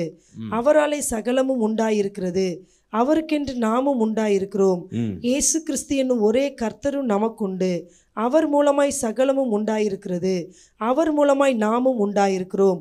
ஆகிலும் இந்த அறிவு எல்லாரிடத்திலும் இல்லை. இந்த அறிவு எல்லாரிடத்திலும் இல்லை. இல்லை. சிலர் இன்றைய வரைக்கும் விக்கிரகத்தை ஒரு பொருள் என்று எண்ணி விக்கிரகத்துக்கு படைக்கப்பட்டதை புசிக்கிறார்கள். அவர்களுடைய மனசாட்சி பலவீனமாய் இருப்பதால் அசுசிப்படுகிறது. மனசாட்சி பலவீனமாக இருப்பதால் அசுசிப்பது. அப்போ விக்கிரகங்களுக்கு படைக்கப்பட்டதை ஒரு பொருட்டே கிடையாது. விக்கிரகங்களுக்கு படைக்கப்பட்டதை நம்ம சாப்பிடலாமா? சிலர் என்ன பண்ணுறாங்க, சாப்பிட மாட்டாங்க. அது விசுவாசத்தில் பலவீனமாக சிலர் இருப்பதனால் அது அசூசிப்படுகிறது அப்படின்றாங்க. அப்போ என்ன சொல்ல, நம்ம அது ஒரு பொருட்டே இல்லை அப்படின்றப்போ அதை நம்ம என்ன பண்ணலாம்? சாப்பிடலாம். அதில் ஒன்றுமே இல்லை. நாம விரும்பி கியூவில் நின்று வாங்கி சாப்பிடக்கூடாதுன்றேன். சிலர் அது போய் நிற்பான். இப்போது ஒருத்தவங்க சொல்கிறாங்க, சாப்பாடு கொடுக்குறாங்க, அது எப்படி பாஸ்டர் விக்கிரகங்கள் படைக்கப்பட்ட? நீங்கள் டெய்லி விக்கிரகங்கள் படைக்கப்பட்டது தான் சாப்பிட்டுக்கிறீங்க. அரிசி வாங்குறீங்களே, அவன் ஏதோ பூஜை பண்ணிட்டு தான் கொடுக்குறான். அது படைக்கப்பட்டது ஒரு ஒரு ஒரு இதுவே கிடையாது அப்படின்றத நம்முடைய விசுவாசம். அதனால் நீங்கள் படைக்கப்பட்ட உணவை கொடுக்கும்போது பவுல் இந்த இடத்துல தெளிவாக விளக்குகிறார். போஜனமானது நம்மை தேவனுக்கு உகந்தவர்களாக்க மாட்டாது. எண்ணத்தினாலே புசிப்பதினால் நமக்கு ஒரு மேன்மையும் இல்லை, புசியாதிருப்பதினால் நமக்கு ஒரு குறைவும் இல்லை, ஒன்றுமே இல்லை. அதனால் இதை புசிக்கணும், இதை புசிக்கக்கூடாது அப்படின்ற விஷயத்தை பொறுத்த வரைக்கும் அது ஒன்றுமே இல்லை. அன்லெஸ் அதர்வைஸ் அது பேய்களுக்கு பலியிட்டு சிலர் பலியிட்டு அந்த உணவை பலியிட்டு அதை விக்கிரகங்களுக்காகவே பலியிடுவாங்க. அந்த பலியில் நம்ம ஐக்கியப்படக்கூடாது. கர்த்தர் ஸ்தோத்திரம். 1 தீமோத்தேயு 4வது அதிகாரத்தில் பவுல் பிற்காலத்தில் இப்படிப்பட்ட கள்ள போதகர்கள் எழும்பி இந்த சாப்பிட்ற விஷயத்தை குறித்து சொல்லுவாங்களாம். 3-5 வரைக்கும் வாசித்தீங்கன்னா, விசுவாசிகளும் சத்தியத்தை அறிந்தவர்களும் ஸ்தோத்திரத்தோடே அனுபவிக்கும்படி தேவன் படைத்த போஜன பதார்த்தங்களை விளக்கவும் வேண்டும் என்று. ஸ்தோத்திரத்தோடு அனுபவிக்கும்படி தேவன் படைத்த போஜன பதார்த்தங்களை விளக்க வேண்டும் என்று அந்த பொய்யர் கட்டளையிடுவார்கள். இதெல்லாம் நீ சாப்பிடக்கூடாது, இதெல்லாம் சாப்பிடக்கூடாது, ஐயோ யார் சொன்னா இது சாப்பிடலான்னு, தப்பு தப்பு அப்படின்னு பிற்காலத்தில், அதாவது பிற்காலத்துலன்னா இந்த காலத்தில் கட்டளை இடுவார்கள். தேவன் படைத்த இந்த கறியெல்லாம் சாப்பிடக்கூடாது, இதெல்லாம் சாப்பிடக்கூடாது, அதெல்லாம் சாப்பிடக்கூடாது. அப்புறம் தான் பவுல் சார், தேவன் படைத்ததெல்லாம் நல்லதா இருக்கு, ஸ்தோத்திரத்தோடு ஏற்றுக்கொள்ளப்படும் ஆகில் ஒன்றும் தள்ளப்படத்தக்கதல்ல. ஆமென். ஒன்றும் தள்ளப்படத்தக்கதல்ல. உங்களுக்கு தவளை சாப்பிடக்கூடாதுன்னு வச்சுக்கோங்களேன், நீ சைனாவுக்கு போகிற மிஷினரியா, அதுதான் தருவான், என்ன பண்ணுவேன்? சும்மா ஒரு பேச்சுக்கு சொல்கிறேன், மற்றதெல்லாம் சாப்பிட்ற இருக்கு. அப்போது ஸ்தோத்திரத்தோடு உள்ளே போச்சுன்னா ஒன்றும் இல்லை. சிலர் பொய்யர் கடைசி காலத்தில் இந்த சாப்பாடு விஷயம் ஒரு பெரிய விஷயமானா, பழம்தான் மனுஷனுக்கு விழுந்தது, பழத்தால் தான், சாப்பாடு தான். இயேசு கிறிஸ்துவுக்கு முதல் சோதனை சாப்பாடு தான், முதல் மனிதன் விழுந்ததும் சாப்பாடு தான். அதனால் இது பெரிய பிரச்சனையாக பிற்காலத்தில் வருது. பொய்யர் கட்டளையிடுவார்கள், அது வேத வசனத்தினால் ஜெபத்தினாலும் பரிசுத்தமாக்கப்படும். அதனால் சாப்பாட்டு விஷயத்தை குறித்து அவங்க சாப்பிட மாட்டாங்க அப்படின்றதுனால அவங்கள ஒதுக்க வேண்டாம். அவங்க சாப்பிடுவாங்க அப்படின்றதுனால ஒரு குற்ற உணர்வாக பார்க்க வேண்டாம். அவங்கள ஒதுக்க வேண்டாம், அவங்க இவங்கள ஒதுக்க வேண்டாம். அப்படிப்பட்டவர்களையும் நீ என்ன பண்ணுங்கள், ஒருவேளை சாப்பிடக்கூடாதுன்ற ஒரு சத்தியத்தோடு அதோட ப்ராக்டிஸ் பண்ணியிருக்கிறாங்கன்னு வச்சுக்கோங்களேன், அப்படிலாம் இல்லைங்க சாப்பிட்லாங்க அப்படின்னு போய் அங்கே போய் ஆர்குமெண்ட் பண்ணிகிட்டு இருக்க வேண்டிய அவசியம் இல்லை. அப்படியா, ஓகே, பரவாயில்ல, சேர்த்துக்கோங்க. ஐக்கியத்தில் அவங்க இருக்கணும். இதற்காக ஐக்கியத்தை விட்டு பிரிக்கிறது தப்பு. சின்ன விஷயம் அது, சாப்பிட்ற விஷயம். ஆமென். ஸோ விசுவாசிகள் ஒருவரை என்ன பண்ணும், ஏற்றுக்கொள்ளுங்கள். அதிகமாய் புரிந்தவர்கள் மற்றவர்களை உயர்வாக எண்ணுவார்கள். தனிப்பட்ட விதத்தில் அப்போ 4ஆம் வசனத்தில் ரோமர் 14:4 மற்றொருடைய வேலைக்காரனை, எல்லாரும் தேவனுடைய இயேசு கிறிஸ்துவினுடைய வேலைக்காரராக இருக்கிறோம். அப்போ மற்றொருவனுடைய வேலைக்காரரை குற்றவாளியாக தீர்க்கிறதுக்கு நீ யார்? அவன் நின்றாலும் விழுந்தாலும் அவனுடைய எஜமானுக்கே அவன் உத்தரவாதி. ஆமென், உத்தரவாதி.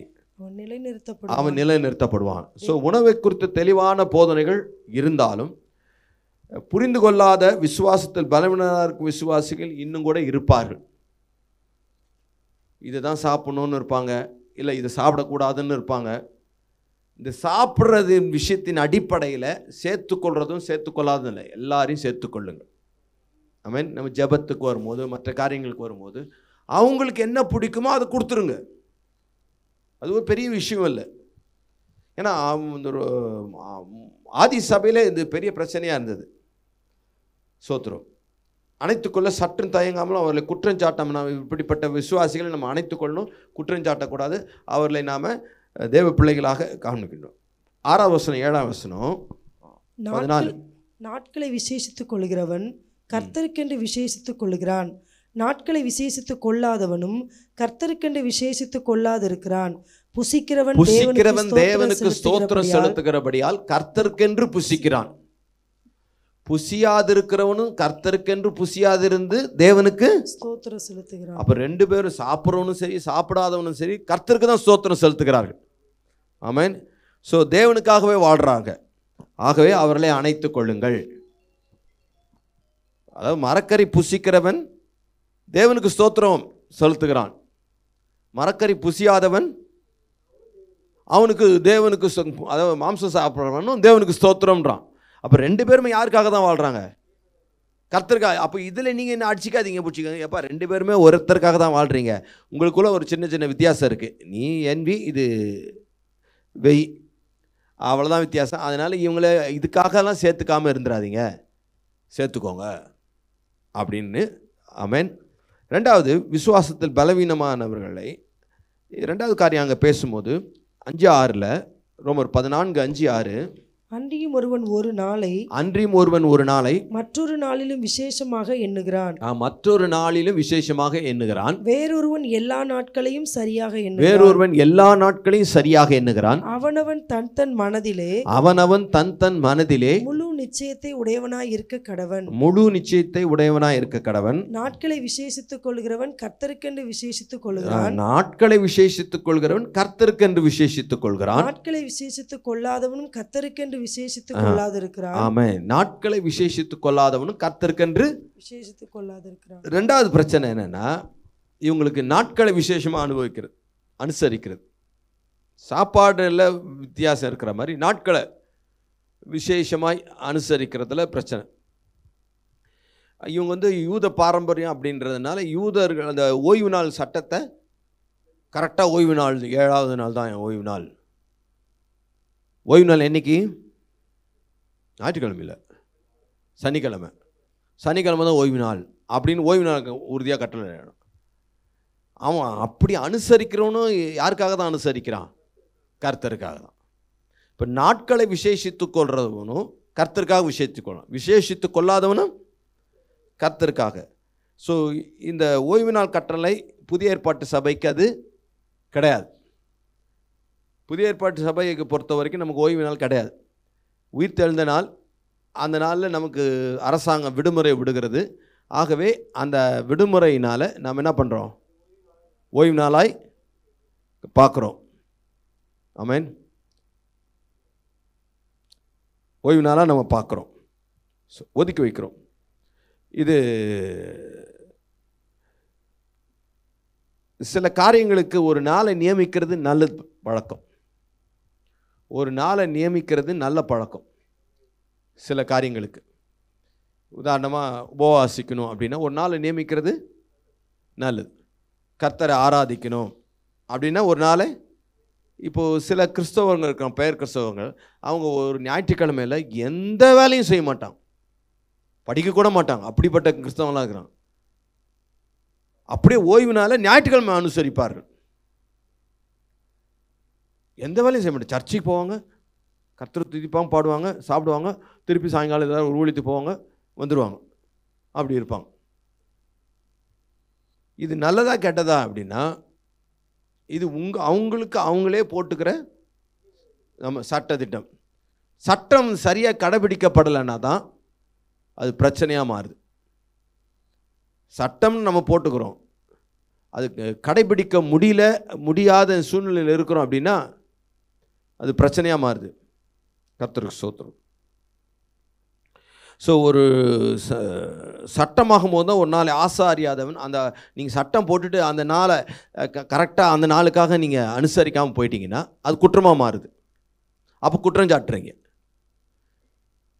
நீங்கள் புதிய ஏற்பாட்டை பொறுத்த வரைக்கும் சட்டம் அப்படின்றது தேவனுடைய அன்பின் பிரமாணம் தான் இருக்குது. அது கூட பிரமாணம்னு சொல்ல முடியாது. தேவ அன்பால் எல்லா காரியங்களும் நம்ம செய்கிறோம். ஸோ அதனால் இது சட்டமாக வச்சுக்கூடாது. இப்போ புதிய ஏற்பாட்டு பொறுத்த வரைக்கும் சிலர் கேட்பாங்க, கிறிஸ்மஸ் இருக்கா? கிறிஸ்மஸ் கொண்டாடினாங்களா? ஆதி சபை கொண்டாடவே இல்லை. ஆதி சபையில் ஆடி ஜபம் இருந்ததா? ஆதி சபையில் அமாவாசை ஜபம் இருந்ததா? பௌர்ணமி ஜபம் இருந்ததா? நீங்கள் என்ன புதுசாக சொல்கிறீங்க?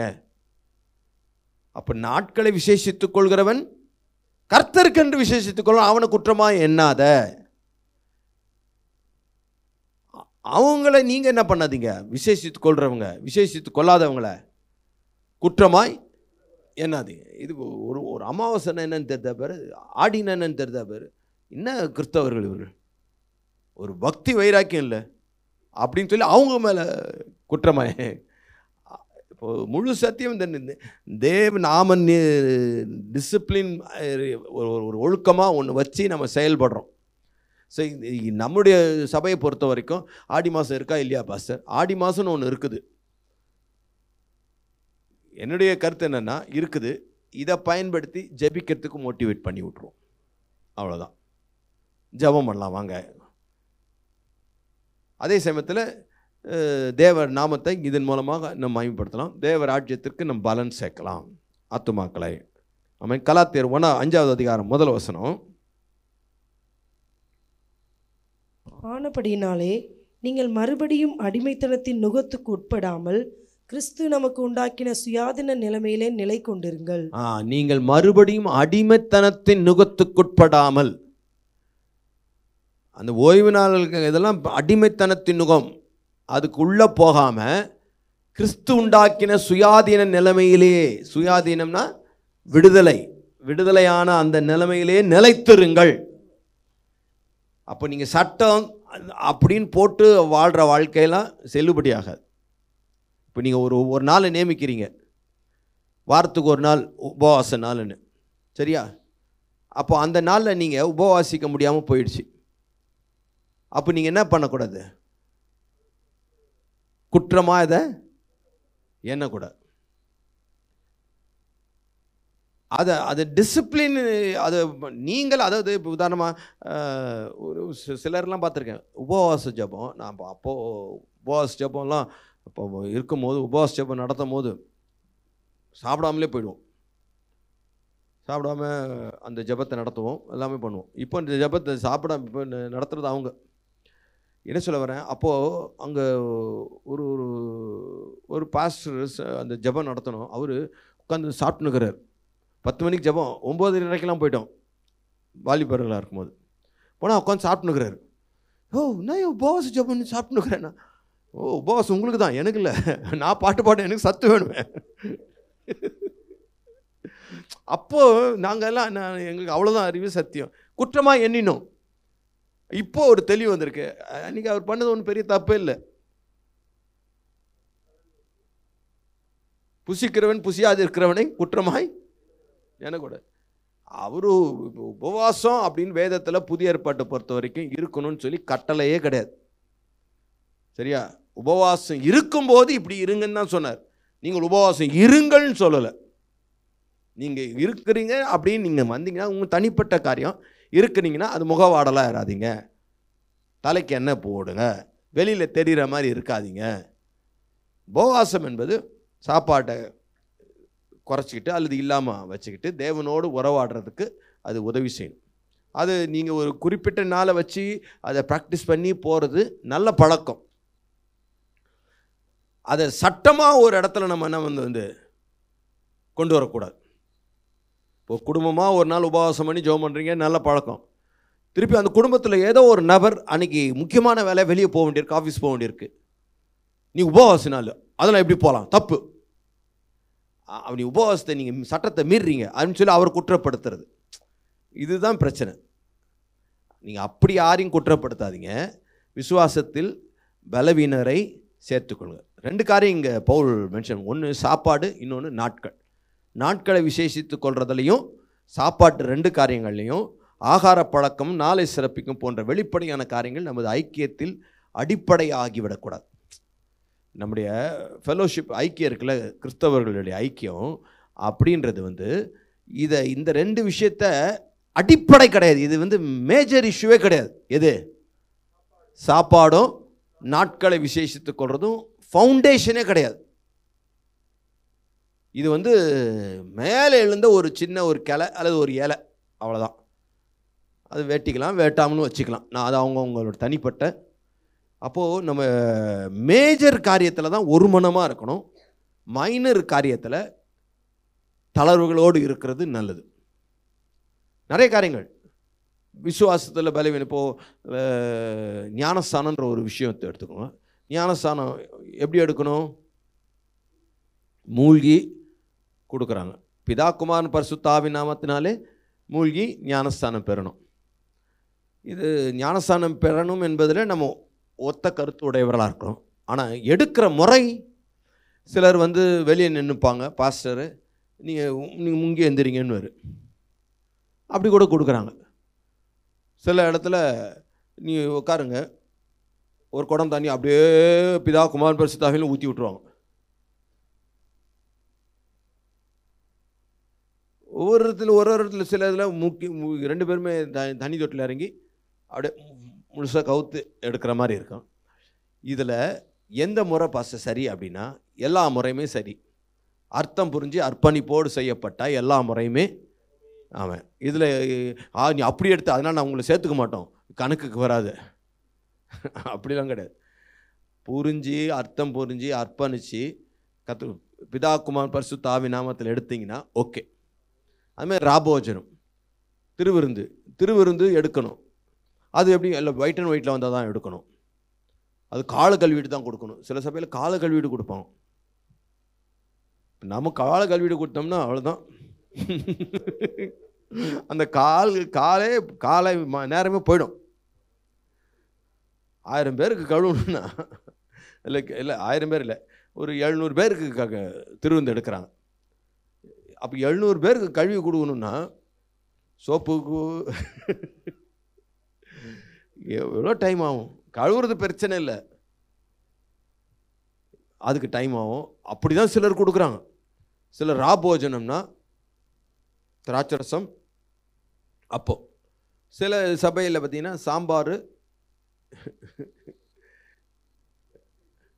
இதெல்லாம் கேட்டால் நீங்கள் ஒரு மாதிரி ஆகிடுங்க. என்ன சாம்பார் இட்லியா? ஏன் கொடுக்கக்கூடாதுன்ற ஏற்றுக்க முடியல பார்த்தீங்களா உங்களால்? அது திராட்சரசம் அவங்க கலாச்சாரம், ஏற்றுக்க முடியல பாருங்க மனசு. ஏன்னா இதுதான் ஏற்றிக்கினது. அதனால சொல்கிறேன், கொடுக்கறது எதையா இது கிறிஸ்துவின் சரீரத்துக்கு அடையாளமாக இட்லியை வச்சுக்கோங்க, தப்பு இல்லை. கிறிஸ்துவின் ரத்தத்துக்கு அடையாளமாக சாம்பார் வச்சுக்கோங்க, பின்ன இருக்கு.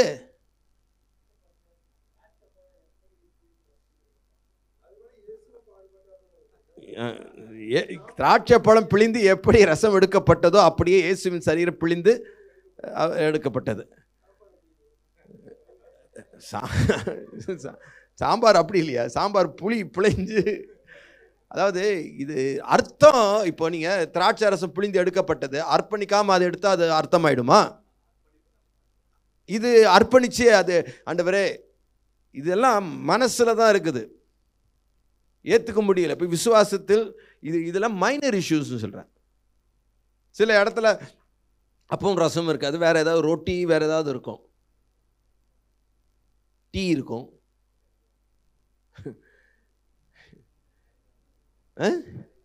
கிடைக்காம இருக்கும். இப்போ பிரச்சனை அது அல்ல. இப்போது திருப்பி ஒன்று சொல்கிறேங்க, திராட்சை ரசம். இப்போ நீங்கள் குடிக்கிறதுலாம் திராட்சை ரசமா? இன்னும் திரும்ப ஓப்பனாக சொல்லட்டுமா? தேர்ட் சர்வீஸ்க்கெலாம் வரும்போது திராட்சரசை குறைவுபட்டிருக்கும் போது கொக்கோ கோலா வாங்கி குத்துக்கிறோம் நாங்கள். நீங்கள் அதையும் சாப்பிட்டுக்கிறீங்க, அப்புறம் இதுக்கு என்ன சொல்கிறீங்க? அப்போது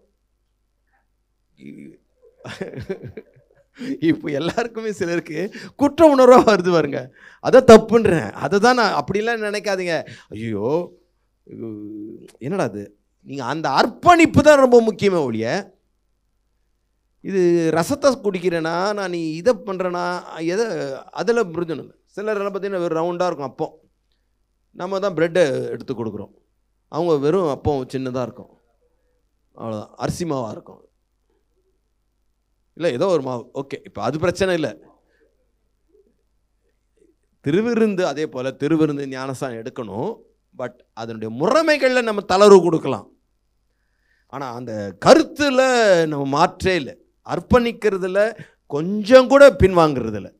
பெரிய காரியங்களில் ஒற்றுமையையும் சிறிய காரியங்களில் தளர்வும் கொடுத்து விசுவாசத்தில் ஒவ்வொருத்தரும் ஒரு செயலை ஃபாலோ பண்ணிக்கோங்கப்பா, ஒன்றும் பிரச்சனை இல்லை, தளர்வு கொடுத்து ஏற்றுக்கொள்ளும். ஆமென். கர்த்தருக்கு ஸ்தோத்திரம். விசுவாசத்தில் பலவீனவர்களை நம்ம என்ன பண்ணோம்? ஏற்றுக்கொள்ள வேண்டும். கர்த்தருக்கு மகிமை உண்டாகட்டும். யாரையும் நம்ம என்ன பண்ணக்கூடாது? குற்றவாளிகளாக தீர்க்கக்கூடாது. ஏனென்றால் 3ஆம் வசனத்தில் வாசிக்கிறோம், தேவன் அவர்களை ஏற்றுக்கொண்டாரே. யாரை ஏற்றுக்கொண்டாரே? பலவீனரையும் ஏற்றுக்கொண்டார். பலவீனருக்காகவும் இயேசு மாதிரி பலவீனரையும் ஏற்றுக்கொண்டாரே. மரக்கறியை சாப்பிட்றவங்களையும் ஏற்றுக்கொண்டாரே. நாட்களை விசேஷமாக அனுபவிக்கிறவங்களையும் அனுபவியாதவர்களையும் தேவன் ஏற்றுக்கொண்டாரே. தேவன் ஏற்றுக்கொண்டவர்களை நாமும் எவ்வித நிபந்தனையின்றி எவ்வித காரணமும் சொல்லாமல் அப்படியே நாமும் ஏற்றுக்கொள்ளணும். தேவன் ஏற்றுக்கொண்டார், நான் ஏற்றுக்கொள்வேன். ரோமர் 15:7 அதான் வாசிக்கிறோம், கிறிஸ்து உங்களை ஏற்றுக்கொண்டது போல ஆதலால் தேவனுக்கு மகிமையுண்டாக கிறிஸ்து நம்மை ஏற்றுக்கொண்டது போல நீங்களும் ஒருவரையொருவர் ஏற்றுக்கொள்ளுங்கள். நீங்களும் ஒருவரை ஒருவர் ஏற்றுக்கொள்ளுங்கள். ஒருவரை ஒருவர் கிறிஸ்து நம்ம எப்படி ஏற்றுக்கொண்டாரோ அப்படியே நாமும் ஏற்றுக்கொள்ளணும்.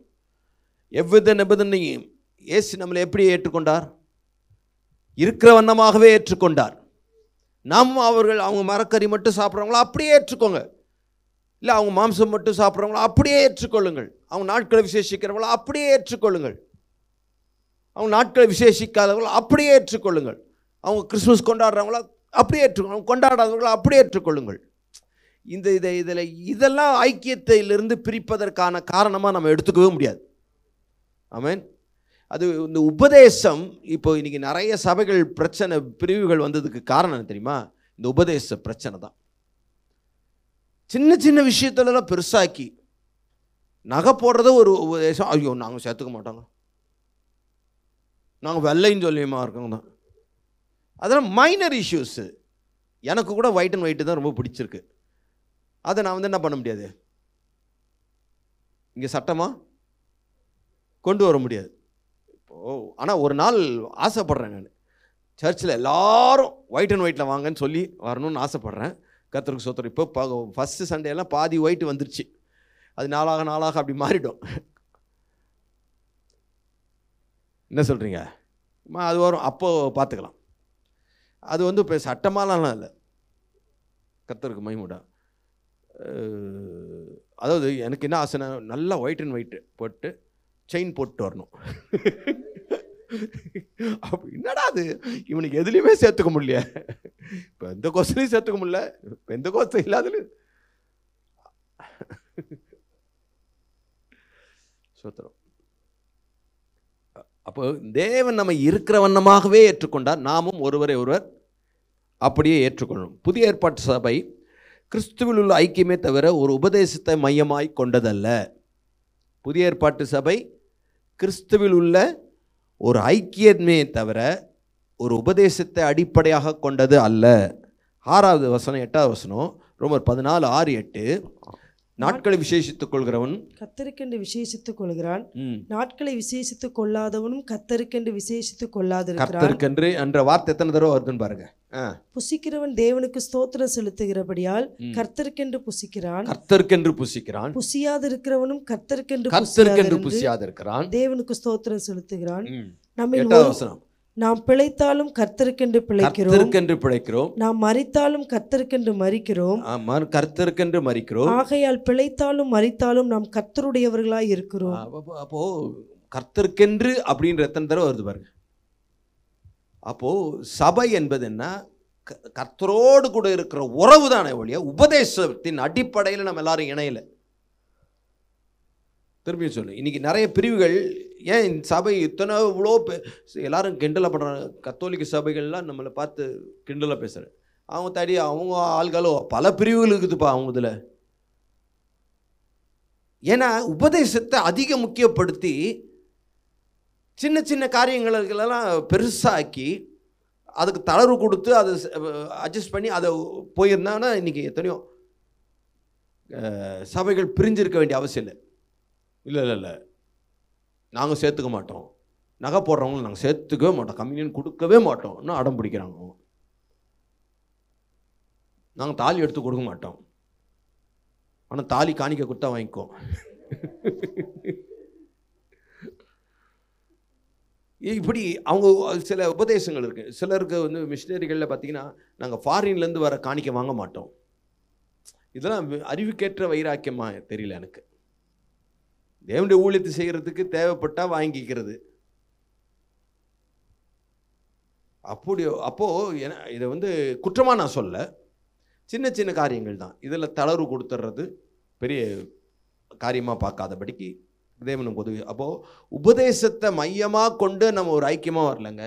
தேவனோடு இருக்கிற உறவில் அடிப்படையில் அது உறவை நம்ம ஸ்ட்ராங்காக ஆக்கிக்கிறதுல ரொம்ப இருக்கணும். உபதேசம், உனக்கு இந்த உபதேசம் பிடிச்சிருக்கா, நீ அப்படியே போ, ஒன்றும் பிரச்சனையே இல்லை. அதே போல் இந்த ஓய்வு நாள் அனுசரிக்கிறது உனக்கு பிடிச்சிருக்கா, அதை செய். இல்லை நாட்களை விசேஷத்துக்கு கொள்வது உனக்கு பிடிச்சிருக்கா, அதை நீ செய். பிடிக்கலையா செய்யாத. புசிக்கிறது, மரக்கறி புசிக்கிறது உனக்கு ஃபாலோ பண்ணணும்னு நினைக்கிற ஃபாலோ பண்ணு. இல்லை மாம்சம் சாப்பிட்றது தான் நான் ஃபாலோ பண்ணணும், சாப்பிடு. ரெண்டு பேரையும் சேர்த்துக்கோங்க. ஆமென். சோத்ரம். கிறிஸ்துவை பற்றிய இதுதான் கொலோசியர் 2வது அதிகாரம் 18-19. கணுக்களாலும் கட்டுகளாலும் உதவி பெற்று இணைக்கப்பட்டு, கணுக்களாலும் கட்டுகளாலும் உதவி பெற்று இணைக்கப்பட்டு தேவ வளர்ச்சியாய் வளர்ந்தேறுகிற சரீரம் முழுவதையும், கணுக்களாலும் கட்டுகளாலும் உதவி பெற்று இணைக்கப்பட்டு தேவ வளர்ச்சியாய் வளர்ந்தேறுகிற சரீரம் முழுவதையும் ஆதரிக்கிற தலை. சரீரம் முழுவதையும் எது ஆதரிக்குது? தலை தான் ஆதரிக்குது. ஆமென். நம்ம சரீரம் ஒவ்வொருத்தரும் எங்கே கனெக்ட் ஆகணும்? உபதேசத்தோடு கனெக்ட் ஆகக்கூடாது. மற்ற காரியங்கள்லாம் உபதேசம் அதில் கனெக்ட் ஆகிடுது. உபதேசம் இல்லைன்னு சொல்ல இருக்குது. அது பிரதானமாக நம்ம பார்க்கும்போது பிரதானம் பெரிய காரியங்களில் ஒற்றுமையை காப்பாற்றிக்கணும், சின்ன காரியங்களில் தளர்வு கொடுத்தணும். அதுதான் நம்முடைய குறிக்கோள், நோக்கம். சரீரம் தலையில் இருந்த உறவு ஒவ்வொருத்தருக்கும் தலை ரொம்ப முக்கியம் அப்படின்றது ரொம்ப போடும். ஒவ்வொரு சரீரத்தில் எல்லா உறுப்பும் தலையோடு என்ன ஆயிருக்கு? கனெக்ட் ஆகிருக்கு. தலையிலேருந்து தான் கட்டளையே வருது, கை தூக்குது, கால் போகுது, கண்ணு பார்க்குது, எல்லாம். அப்போது தலையை ஆதரிக்கிறதா இருக்குது, பற்றி கொள்ளாமல் மாயமான தாழ்மையிலும் தேவ தூதர்களுக்கு செய்யும் ஆராதனையிலும் விருப்பமுற்று காணாதவைகளிலே துணிவாய் நுழைந்து தன் மாம்ச சிந்தையினாலே வீணாய் இருமாப்பு கொண்டிருக்கிற எவனும் உங்கள் பந்தய பொருளை நீங்கள் இழந்து போகும்படி உங்களை வஞ்சியாதிருக்க பாருங்கள். உங்கள் பந்தய பொருளை இழந்துராதபடிக்கு வஞ்சியா. அப்போது நீங்கள் தலையை சரீரம் முழுதும் தலையோடு கூட கனெக்ட் ஆகிருக்கணும். அது இல்லாமல் சும்மா இந்த மாதிரியான உபதேசங்களுக்கு ரொம்ப முக்கியத்துவம் கொடுத்தீங்கன்னா, நான் சொல்கிறேன், நீங்கள் உங்கள் பந்தய பொருளை இழந்துருவீங்க. நம்ம எல்லாருக்கும் கிறிஸ்து சபையினுடைய பொதுவான சபைக்கு கொடுக்கப்பட்ட பொதுவான கற்பனை என்னென்னா, சுவிசேஷம் அறிவித்தல், ராஜரீக பிரமாணம், கடைசி மனிதனுக்கும் இயேசுவின் அன்பை சொல்லணும். அப்போ அந்த கற்பனையை நம்ம கரெக்டாக ஃபாலோ பண்ணோம் அப்படின்னா இந்த சின்ன சின்ன காரியங்களெல்லாம் இப்போ இந்த இந்த சில உபதேசங்களில் பிரிவாக இருக்கிற இதில் கவனம் செலுத்தலை நிறைய பேர். இயேசுவின் தலையாய கற்பனை ஆகிய சுவிசேஷம் போய் அறிவிங்க, எல்லாருக்கும் நற்செய்தி சொல்லுங்கள், அதில் சில சபைகள் அதில் கவனம் செலுத்தலை. எங்கள் சபை எங்கள் உபதேசம் இது அப்படின்றது தான் இருக்காங்க. அதனால் உபதேசத்தை மையமாக கொண்ட ஐக்கியம் அல்லது தேவனோடு இருக்கிற உறவிலே மையமாக கொண்ட ஐக்கியம் இது. ஸோ அவங்க தேவனோடு உறவு இருக்காங்கன்னா அப்படிப்பட்டவர்களை இணைத்துக்கொள்ளுங்க. உபதேச வித்தியாசமாக இருந்தாலும் அதை பற்றி கவலை இல்லை. உறவே இல்லைன்னா தான் நம்ம என்ன பண்ண முடியும், சேர்க்க முடியாது. உறவுக்காரங்க ஒரு வீடுன்னா 4 பேர் ஒரே மாதிரியாக இருப்பாங்க. ஒரு சமுதாயம்னா எல்லோரும் ஒரே மாதிரியாக இருப்பாங்க. ஒரு ஃப்ளாட் சிஸ்டமில் இருக்காங்கன்னா நான் அசோசியேஷன் போட்டிங்கன்னா எல்லாம் இல்லை சார் அது அப்படி பண்ணக்கூடாது சார் இப்படி பண்ணும் அப்படி தான் இருப்பாங்க. ஆனால் பட் எல்லாரையும் சேர்த்துக்கிறோம்ல. அப்போ ஒரு சர்ச்சுன்னும் போது அதில் பல தரப்பட்ட இருப்பாங்க. அப்போது சின்ன மரக்கறி சாப்பிட்றவங்க இருப்பாங்க, சாப்பிடாதவங்க இருப்பாங்க, மாம்சம் சாப்பிட்றவங்க இருப்பாங்க, சாப்பிடாதவங்க இருப்பாங்க, நாட்களை விசேஷித்து கொள்றவங்க இருப்பாங்க, விசேஷித்து கொள்ளாதவங்க இருப்பாங்க. நாட்களினால நம்ம யாரும் பரிசுத்தமாகல. கொலோசியர் 2:16-17 வாசிங்கன்னா, ஆகையால் போஜனத்தையும் பானத்தையும் குறித்தாவது பண்டிகை நாளையும் மாத பிறப்பையும் ஓய்வு நாட்களையும் குறித்தாவது, பண்டிகை நாளையும் மாத பிறப்பை குறித்தாவது ஓய்வு நாட்களை குறித்தாவது ஒருவனும் உங்களை குற்றப்படுத்தாதிருப்பானாக, ஒருவனும் உங்களை குற்றப்படுத்தாதிருப்பானாக. அவைகள் வரும் காரியங்களுக்கு நிழலாய் இருக்கிறது, வரும் காரியங்களுக்கு நிழலாய் இருக்கிறது. அவைகளின் பொருள் கிறிஸ்துவை பற்றினது, கிறிஸ்துவை பற்றினது. 20வது வசனம், நீங்கள் கிறிஸ்துவுடனே கூட உலகத்தின் வழிபாடுகளுக்கு மரித்ததுண்டானால் இன்னும் வழக்கத்தின்படி பிழைக்கிறவர்கள் போல மனுஷனுடைய கற்பனைகளின்படியும் போதனைகளின்படியும் நடந்து தொடாதே ருசிபாராதே தீண்டாதே என்கிற கட்டளைக்கு உட்படுகிறது. என்ன இது? தொடாத, ருசிபாராத, நிக்காத, சாப்பிடாத அப்படின்னு கட்டளைக்கு உட்படுகிறது. என்ன? இவையெல்லாம் அனுபவிக்கிறதினால் அழிந்து போகுமே.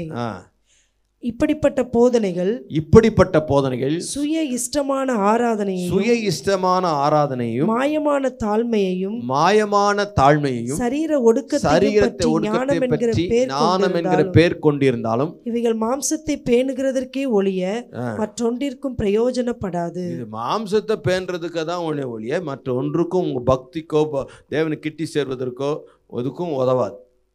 அதை புரிஞ்சுக்கோங்க. சாப்பாடோ நாட்களோ விசேஷித்துக்கொள்ளும் கர்த்தர்கண்டு விசேஷித்து கொள்ளாதவனும் கர்த்தர்கண்டு தான் இருக்கிறான். அதனால் விசுவாசத்தில் பலவீனமாக இந்த 2 விஷயத்தில் இருக்கிறவங்கள நீங்கள் சேர்த்துக்கொள்ளுங்கள். இந்த 2 விஷயத்தை தான் பவுல் இந்த இடத்துல குறிப்பிடுகிற. நிறைய விஷயங்கள் இருக்குது, ஆனால் பவுல் குறிப்பிடுகிற 2 விஷயத்தை தான் நம்ம பார்த்தோம். கர்த்தருக்கு ஸ்தோத்திரம். அதனால் நம்முடைய ஐக்கியத்தில் விசுவாசத்தில் பலவீனமாக இருக்கிறவங்களையும் சேர்த்துக்கொள்ளுங்கள். ஆமென்.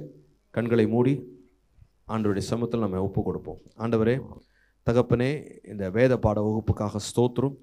தகப்பனே, விசுவாசத்தில் பலவீனர்களை நாங்கள் சேர்த்துக்கொள்ள உதவி செய்யுங்க.